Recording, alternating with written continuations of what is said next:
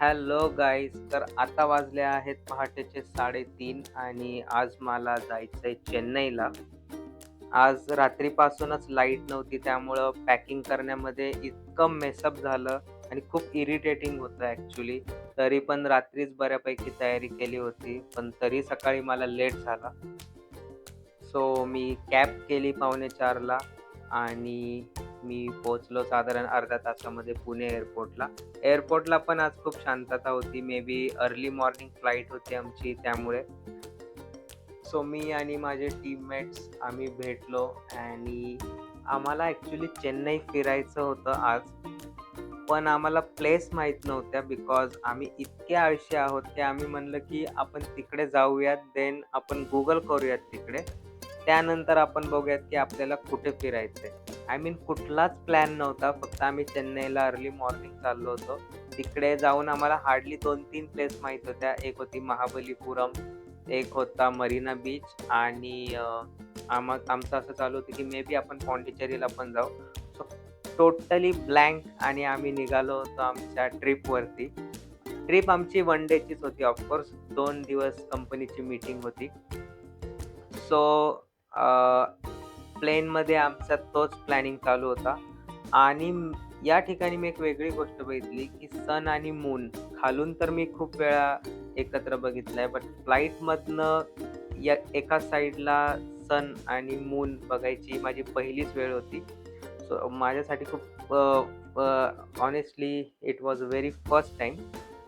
So आम्ही landing केलं साधारण 1-1.5 तासामध्ये आणि त्यानंतर आम्ही म्हटलं, की पहिलं आपण ब्रेकफास्ट करूयात बिकॉज साऊथमध्ये आलो आहे, तर ऑफकोर्स साऊथ इंडियन ब्रेकफास्ट तो बनता है.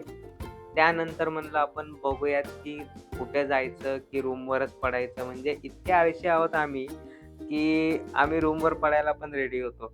बट आमचा प्लॅन असा झाला, की लेट्स सी. तर आम्ही हॉटेलला पोहोचता-पोहोचताच काही प्लेस बघितल्या. सो आम्ही एअरपोर्टच्या बाजूलाच गीतम व्हेज म्हणून आहे तिकडे गेलो. सो धिस रवा dosa was a fantastic dish. त्यांचं सांबार पण वेगळं होतं आणि ग्रेप्स शिरा. भाई म्हणजे पाइनएपल, बनाना शिरा आपण खाल्ला असेल, पण ग्रेप्स शिरा it was very first time म्हणजे पण छान होता तो पण. देन आम्ही रसमलाई कुनाफा मागवला. त्यानंतर मग आम्ही पहिलं चेक इन केलं आणि हे हॉटेल जे आम्ही घेतलं होतं समथिंग ₹2500 पर नाईटसाठी हे हॉटेल होतं. सो हे हॉटेल आम्ही आमचं बुकिंग केलं होतं बिकॉज नेक्स्ट 2 डेजला ऑफकोर्स कंपनीकडनं स्टे होता. सो आम्ही आमची कॅब केली आणि आम्ही पहिलं गेलो वंडर वर्ल्डला. सो या ठिकाणी फिरण्यासारखं असं विशेष काही नव्हतं. आम्ही आतमध्ये जाऊन एक 2-3 छोट्या राईड्स केल्या. यांचं ॲक्वा पार्क आहे छोटं, बाकी छोटं राईड्स आहेत. फूड स्टॉल आहेत आतमध्ये, बट आम्हाला एवढं इंटरेस्टिंग वाटलं नाही. सो थोडंसं साईट सीइंग करून तिकडनं आम्ही निघालो आणि मग आम्ही पोहोचलो क्रोकोडाईल पार्कला, ज्याला हे लोकं क्रोकोडाईल बँक म्हणून पण या ठिकाणी तुम्ही Googleला सर्च केलं तरी भेटून जाईल. ही प्लेस चेन्नई एअरपोर्ट और जी मेन सिटी आहे और मरीना बीचपासून एक 35 किलोमीटर च्या डिस्टन्सवरती आहे. आणि याचं जे विशेष आहे या ठिकाणी जवळपास तुम्हाला आय मीन 50 प्लस वेगवेगळ्या मगरींच्या प्रजाती भेटतील. आता मला तर जे म्हणतात ते सुसर, मगर और काय क्रोकोडाईल, ॲलिगेटर त्यातला पण फरक कळत नाही, असा आहे मी. सो माझ्यासाठी तर सगळ्या म्हणजे सगळ्या मगरी माझ्यासाठी सेमच होत्या. बट आहे त्यांच्यामध्ये फरक आहे थोडाफार जे काही असेल ते. बट या ठिकाणी तुम्हाला मगरींच्या जवळपास 50 प्लस प्रजाती भेटतील आणि त्यांची संख्या पण खूप आहे. प्रत्येक प्रजातीच्या तुम्हाला कमीत कमी 5 ते 10 मगर इथं बघायला भेटतील. यासोबत या ठिकाणी फक्त मगर नाहीये, तर वेगवेगळे स्नेक्स आहेत. पायथन मी बघितला त्या ठिकाणी, किंग कोब्रा होता. सो स्नेक्सच्या पण यांच्याकडे काही स्पीसीज आहेत. त्यानंतर कासव. आता यामध्ये पण ते टर्टल, टॉर्टॉइज काय म्हणतात मला माहिती नाहीये. माझ्यासाठी अगेन ते कासवच आहे. तर ते पाण्यातलं छोटं असू दे किंवा जमिनीवरचं मोठं कासव असू दे.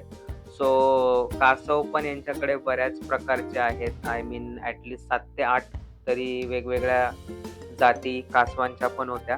आणि या ठिकाणची एक गोष्ट म्हणजे या मगरी ज्या आहेत ना, एकदम सुस्तावलेल्या होत्या. म्हणजे माहिती नाही कारण. मे बी त्यांना जे त्यांचं फीडिंग आहे ते त्यांना डायरेक्टली भेटतं त्यामुळं असू शकेल. Or maybe I don't know की कशामुळे त्या एवढ्या ॲक्टिव्ह नव्हत्या. मला त्या मगरींपेक्षा हे जे बिचारं कासव आहे, ज्याला म्हणजे एवढं बोललं जातं, कासवांसारखं स्लो आपण म्हणतो, कासवाला एक बदनाम केलंय. बट मला रिअली हे बघा, हे कासव जे आहे ते एवढी मूव्हमेंट करत होतं त्या मगरींच्या कंपेअरमध्ये. सो मला वाटतं की कासव ॲक्चुअली ॲक्टिव्ह मला इकडं दिसले. छोटे-छोटे पाण्यामधले पण कासव होते आणि मजा आली ओव्हरऑल. पण त्यानंतर या ठिकाणचा जो मेन अट्रॅक्शन होता, ओ भाई! हा मॉनिटर म्हणजे याला मी टीव्हीमध्ये खूप वेळा बघितलंय, पण खरंच प्रत्यक्षात बघून फाटते आणि तेवढाच डेंजर आणि तितकाच भयानक प्राणी आहे हा. सो यानंतर आम्ही पुढे काय धमाल केली त्यासाठी पुढचा व्लॉग नक्की बघा. Bye bye.